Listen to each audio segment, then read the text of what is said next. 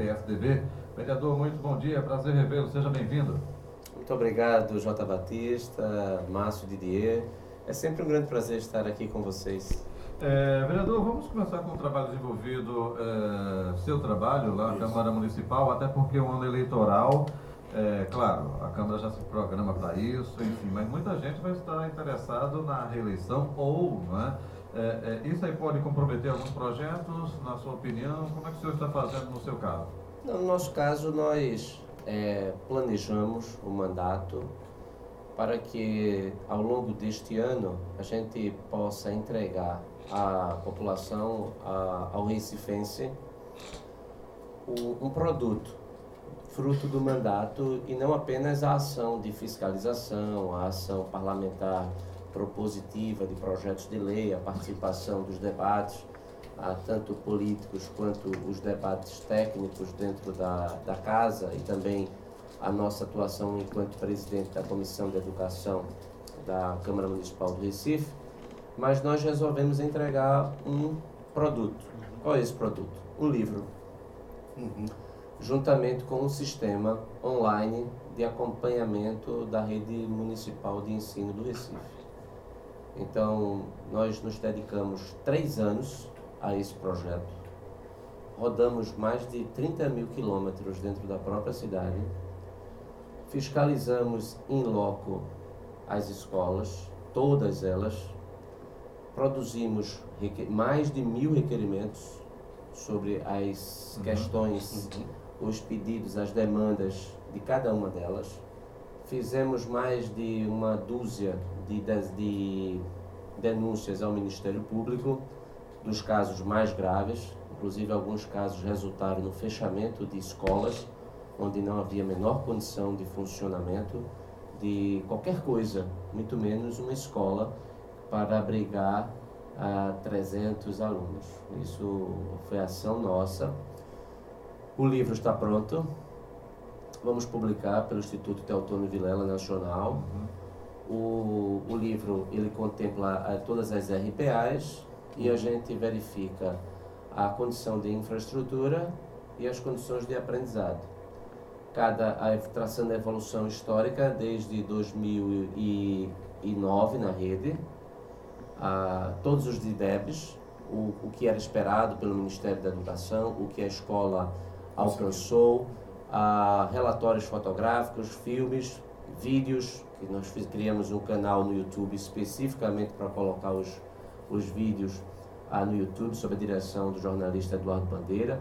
Nós fizemos um trabalho de TI muito forte para disponibilizar um site em que cada recifense pudesse acessar, abrir, ver o mapa, localiza a escola, podendo comparar escolas, fazendo um tour virtual pela escola, verificando quais são as suas principais questões relativas à segurança, aprendizado. Então, esse trabalho foi feito e nós vamos entregar à população ainda neste primeiro semestre. Então, teremos um produto. E o mais grave é que a situação é de muita tristeza. É uma situação de... Era isso que eu queria fazer. Desculpa, vereador, interromper o senhor. Antes de mais nada, bom dia. O senhor fez um levantamento das escolas na época da gestão João da Costa, não foi isso? Nós começamos... Aquele grande estudo que o senhor fez, escola por escola e tudo mais. Foi. Como é que o senhor vê hoje, depois de quantos anos? 4, 5 anos? 3 anos. 3 anos. Quase 3 anos e meio, né? Foi. Porque é o primeiro levantamento, isso é que é bom, o trabalho continuado. Isso. A gente traçou a herança João da Costa e PT. Então nós sabemos exatamente onde começou. Então fizemos um corte, que naquele momento favorecia enormemente Geraldo Júlio, o prefeito, a atual gestão, porque ele poderia dizer, olha, eu não criei isso aí é herança. A herança, essa situação de violações de direitos humanos, onde as crianças custam caro, hoje R$900 por mês cada criança na rede municipal, para enfrentar a temperatura ambiente acima de 32 graus e para ter uma dificuldade enorme de aprendizado. Ele poderia dizer simplesmente, não fui eu que criei. Sendo que, a partir do momento que a gente continuou fazendo ao longo da sua gestão, nós podemos fazer escola a escola o que melhorou em relação à anterior e à atual gestão. Agora, o senhor falou aí R$900 por aluno na escola. Isso daí é quase o preço de uma escola particular de tempo integral, né? Você tira aí a alimentação, que alguns talvez não tenham e tudo mais, mas dá quase o preço de uma boa escola. É praticamente mais caro do que todas as escolas particulares da cidade. 95% das escolas particulares, 90% das escolas particulares da cidade custam menos do que isso. Levando em consideração que as escolas particulares ainda pagam tributos, ainda tem previdência, tem lucro. Então, o estudante na rede municipal, ele deveria ter acesso às mesmas condições que uma criança que vai estudar num colégio de primeira linha tem. Esse compasso entre o que é pago e o, digamos assim, o equipamento que recebe a criança? Eu acredito que há uma completa inviabilidade de um sistema falido, injusto, fracassado, desumano e impossível de ser gerido da forma adequada. A rede municipal de ensino, ela se você sair comigo aqui e a gente sair visitando as escolas no entorno, você vai chegar à conclusão de que investir nessa rede como ela está hoje é jogar dinheiro no lixo. Então é preciso, e esse é todo o nosso debate, todo o nosso discurso, desse estudo do livro e do sistema online de acompanhamento, é para mostrar o seguinte: existe alternativa. A prefeitura precisa romper com este modelo que ele herdou e que aprofundou. Então, Geraldo Júlio inaugurou algumas escolas e abandonou outras. Algumas escolas são violadoras de direitos humanos que não dá para você reformar, porque são espaços apertados, não há espaço de circulação, calor intenso, falta de luminosidade, não há uma área de recreação, não há uma área para prática de educação esportiva, não há esportes na rede municipal do Recife, não há. O gasto de quase R$1 bilhão por ano, se você pegar o orçamento municipal e for verificar o quanto a prefeitura disponibilizou para esportes, não chega a 10, não atingimos R$10 mil. Por quê? Porque não há atividade esportiva. E aí eu pergunto, existe justificativa para uma rede que custa R$900 por mês, a criança não ter acesso a uma atividade esportiva, não ter acesso à prática de educação física, não ter recreio, porque... Mas isso não está no currículo? Sim, mas não é cumprido.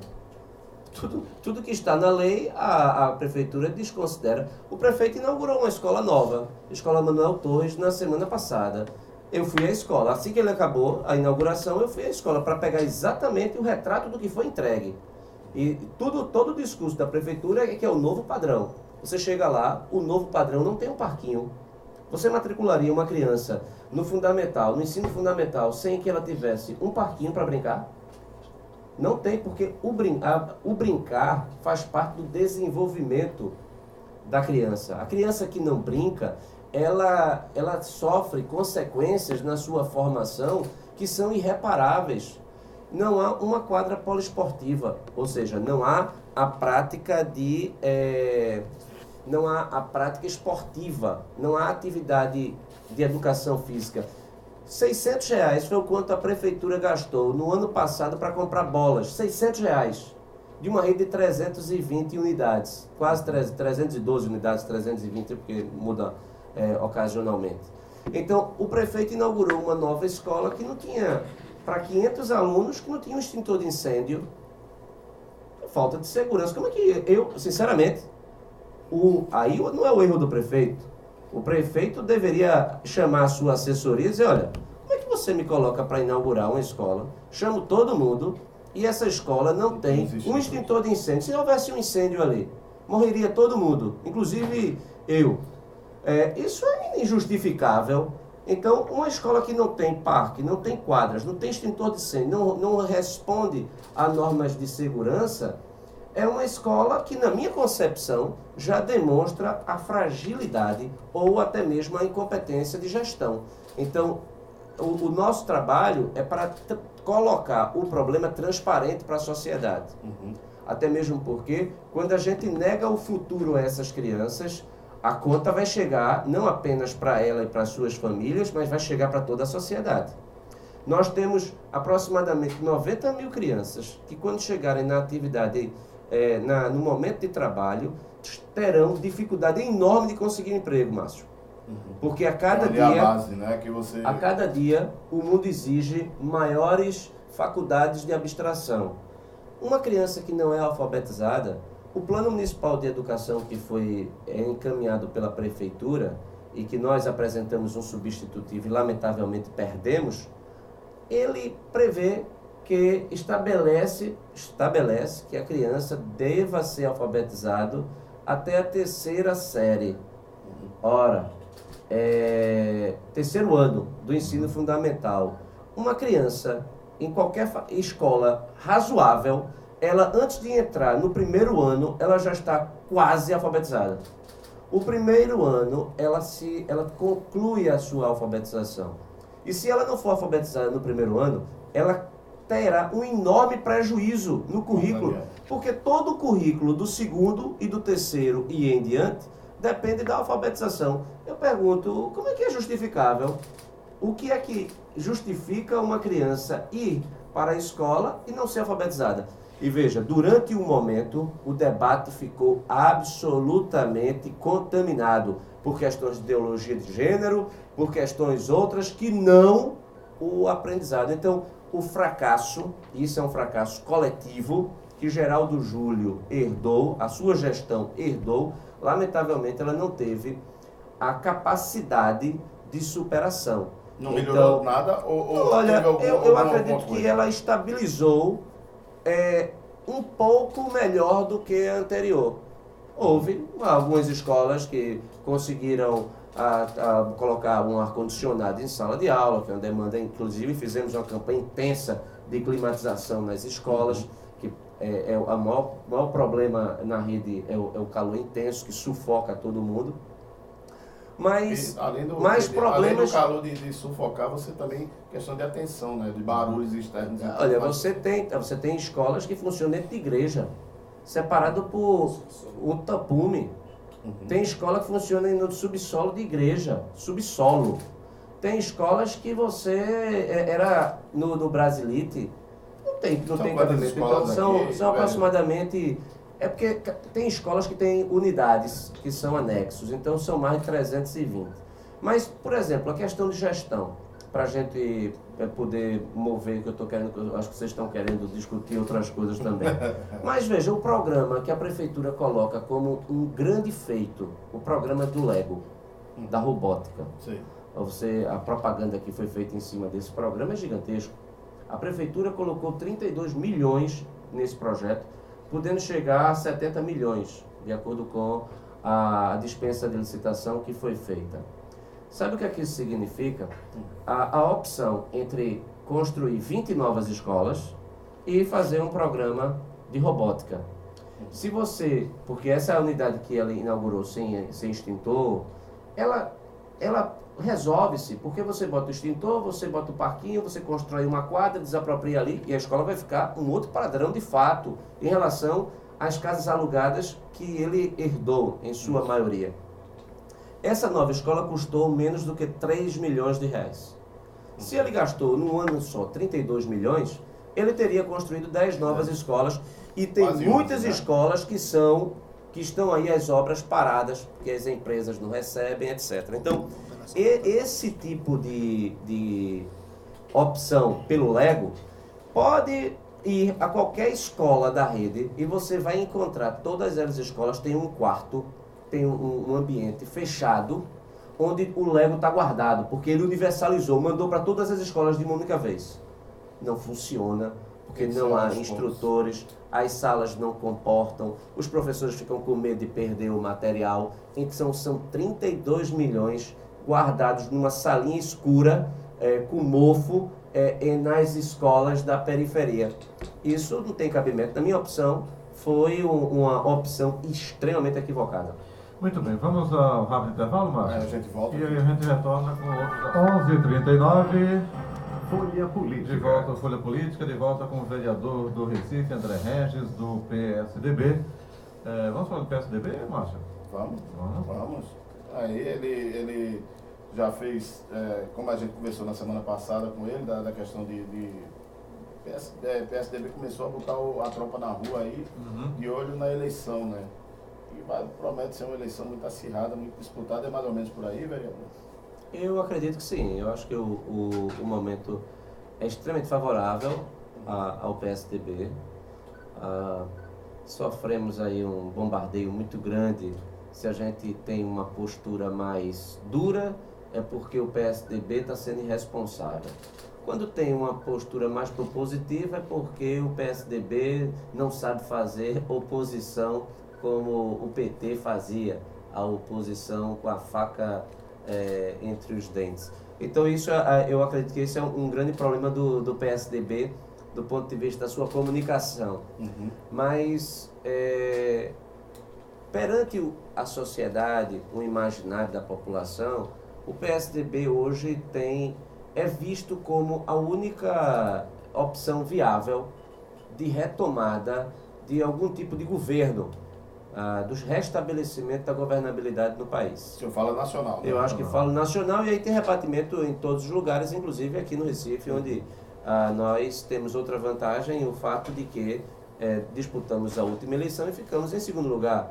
Então, acho que o nosso projeto de candidatura própria, que eu defendo e não é de hoje, ele se robusteceu bastante com esse contexto de evaporação da credibilidade do PT, porque o ambiente político ele trabalha-se muito em polos. Então, quando o PT estava forte, nós estávamos fracos. Agora que o PT se enfraqueceu, o PSDB, por ser alternativa direta, passa-se também a se fortalecer. O senhor falou aí da questão do PT. Está se falando aí que vem o nome de João Paulo para a disputa, aí vai ser o prefeito Geraldo Júlio, os gestores que estão em mandatos, com raras exceções, claro, que em cidade menor, que depende muito do fundo de participação do município, leva uma desvantagem. Mas geralmente quem está na gestão agora leva uma vantagem grande, porque é uma campanha curta, não é? Então já é um nome mais conhecido. Então vamos ter aí, vamos dizer só esses três: João Paulo pelo PT, Geraldo Júlio e Daniel Coelho pelo PSDB. Se o PSDB, por um acaso, tudo hipotético, ficar fora de um segundo turno, como é que vai ficar? Olha, eu acho que por aproximação, eu apoiaria Geraldo Júlio nesse cenário que você está colocando aí. Como é que o PSDB não tem a menor condição de se juntar com o PT? Não tem nem... acho que isso não há como. Ou teria uma postura de dizer somos independentes e não participaríamos, esse também é outro cenário, ou um entendimento de apoiar contra um mal maior, se lutar para não permitir o retorno do Partido dos Trabalhadores à Prefeitura da cidade do Recife. Aliás, isso deveria ser uma missão nacional, né? Não permitir que o Partido dos Trabalhadores ocupe qualquer tipo de posição em decorrência como uma punição a tudo que nós estamos vendo nesse cenário de absoluta incerteza. Então até querem caçar o registro do PT, né? Olha, a situação é muito grave, não é? Porque nós temos, antes de vir para cá, eu estava, inclusive até ouvindo vocês, eu estava pensando em termos de, se a gente fosse construir cenários, já que vocês trabalharam a questão do PT no primeiro bloco e tal, eu acredito que nós temos 4 cenários no Brasil hoje. Um cenário, que é pouquíssimo provável, seria da renúncia de Dilma. Ela renunciaria. Aí você teria um governo Temer, PMDB. Esse cenário, eu não acredito que ela vá... pela história dela, ela não pela história, por tudo que ela... O primeiro ano dela demonstra isso, que ela se agarra, o objetivo dela é permanecer no poder até tirar um ministro da saúde em plena crise para até votar. o último dia. Então esse cenário eu acho que é pouco provável. E aí Temer. O cenário 2 seria o cenário do impeachment, com Temer também. Então você teria um impeachment, agravar essas situações agora da Lava Jato, o João Santana, todas essas delações premiadas que parece que estão chegando, não sei se a Odebrecht vai fazer, enfim, isso poderia levar a um processo de impeachment com o governo Temer. No caso, pelo TSE. Não, no caso pelo impeachment, tá. no caso pelo Congresso. Esse aí seria um governo nacional, que eu acredito que foi o que foi ensaiado. Temer fez de tudo no final do ano passado para derrubar Dilma. Ele fez todos os movimentos, todos eles, e quase consegue. Eu acredito que ele só não conseguiu porque ele levou uma rasteira de Renan Calheiros, que se apoiou em Dilma talvez para salvar o seu próprio pescoço e resolveu não apoiar Temer, também, que deu uma rasteira Renan nele. ainda vai continuar segurando, né? Então você tem aí esse cenário, cenário impeachment com o governo Temer. Terceiro cenário seria um cenário de cassação do registro da candidatura pelo TSE. Aí perderia Dilma e Temer. E eu acredito que o TSE não iria determinar que o segundo lugar, no caso Aécio Neves, assumisse. Então ele iria convocar novas eleições. Aí 3 meses de Cunha. Abre aqui. Eu não acredito que seria mais com Cunha, porque o mandato de Cunha encerra-se no final do ano. E um processo judicial eleitoral no TSE, ele é longo. Ele não é uma coisa curta, porque existem muitos recursos. Então, é impossível. Mas recursos tem lá e tem no Supremo, né? Não, recursos dentro do próprio processo. Você tem inúmeros instrumentos para segurar o processo. A defesa de Dilma, se usar todos, este ano não tem julgamento no TSE. Então, não havendo julgamento no TSE este ano, passaríamos para a segunda metade do governo. Isso implica na aplicação de uma norma da Constituição, que jamais foi utilizada, que é o Instituto da Eleição Indireta, em 30 dias pelo Congresso Nacional. Temer já não mais seria presidente. Assumiria temporariamente o futuro presidente da Câmara, que a gente não sabe quem será, e eleição indireta pelo Congresso Nacional. E aí a gente não sabe como seria a articulação para a criação desse governo tampão, porque ele só iria pegar um ano e meio, até o final do mandato, que seria o governo de Dilma. Então, esse cenário é de incerteza acerca de quem estaria no comando. E o último cenário é da manutenção de Dilma. E ela sangrando até o final. Ela, até o final, tendo uma situação econômica catastrófica. Ao término do seu mandato, seguindo todas as projeções, o Brasil terá encolhido de tamanho quase 20% do PIB em relação a 2010. Isso vai gerar uma instabilidade social jamais vista. O desemprego, nesse exato momento que a gente está conversando, alguém está dando a notícia em casa que perdeu o emprego. Essa pessoa está entrando em desespero, porque não há nenhuma perspectiva de quem perdeu o emprego hoje recuperá-lo. Isso é o cenário que nós temos. Então, qual seria o melhor cenário? Para o PSDB. O PSDB, eu acredito que seria a saída pelo TSE. Uma nova eleição, a gente está bem. Nova eleição. Aliás, nesse caso seria eleição indireta. Não sei se isso seria tão bem, não. Você está me provocando agora. Não sei se o PSDB, numa eleição indireta, faria. Eu acho que esse seria um cenário bom para o PMDB, talvez, que tem uma bancada grande, poderia aglutinar. Então, seria Dilma sangrar até o final. Não, também não acho que não seria. Eu acho que o melhor cenário seria a renúncia dela. Mas aí Temer assumiria. Não há cenário bom para o PSDB, não. Eu não acho que tem cenário bom para ninguém. Isso. Hoje não há cenário bom para ninguém. Todos nós estamos no contexto, de uma forma ou de outra, sofrendo as consequências, sendo que, lamentavelmente, alguns estão sofrendo, segurando uma posição insustentável. É como Hitler nos seus últimos dias no bunker.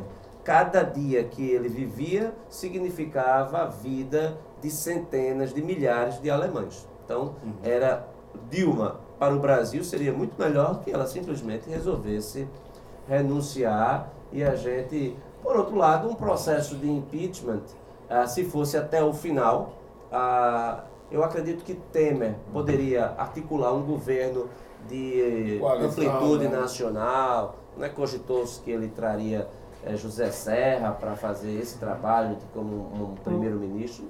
Já que o senhor tocou em Serra, mudando um pouco de assunto, a gente sabe que o PT existem várias tendências, enfim, né? O PMDB também, 2, 3 PMDBs, e agora o PSDB está acontecendo o mesmo. O que aconteceu em São Paulo lá com as prévias, isso também se reflete no Brasil? Veja, o Instituto das Prévias, eu sou muito simpático a eles. Você está trazendo, copiando, inclusive, essa é a proposta de Alckmin, né? Alckmin quer prévias para o Brasil. Inclusive porque se não for com prévias, ele não tem chance de tirar Aécio Neves da posição. Hoje a posição de Aécio Neves está... no PSB. Não iria.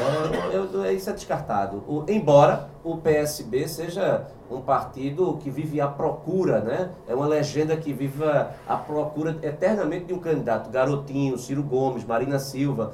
Então é um partido que não tem essa identidade própria de formação de um quadro para disputar a presidência, exceto o Eduardo Campos, que faleceu.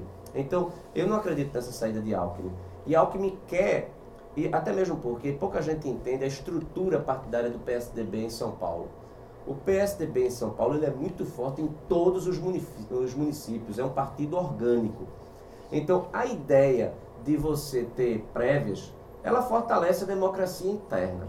Sendo que você coloca para disputa companheiros de partido. E na hora de queira um querer a posição, você tem chute na canela, como é visto na campanha presidencial americana. Os golpes que foram deferidos entre democratas ou entre republicanos faz parte de uma estratégia de campanha dos candidatos em busca da indicação. Isso. E, inclusive, o adversário sempre usa os argumentos. No fim, os oponentes depois usam, durante a campanha verdadeira, o que foi dito pelos concorrentes na primária. Olha, o seu próprio companheiro de partido disse isso de você. Então, o que não é estranho ao Instituto das Primárias. Mas, sinceramente, eu acredito que é uma boa o Brasil, o PSDB, ele passar a adotar esse critério de Mas podia prévias. ter no Recife, prévias. Poderia. Não tá Daniel e Aline. Não há nenhum óbice. Eu acho que não haveria nenhum óbice. Se eu sou favorável em tese, eu não sou contrário que haja no Recife. O senhor falou aí, então, voltando àquela questão que o senhor disse dos cenários. O senhor então descarta a participação de um João Paulo no segundo turno.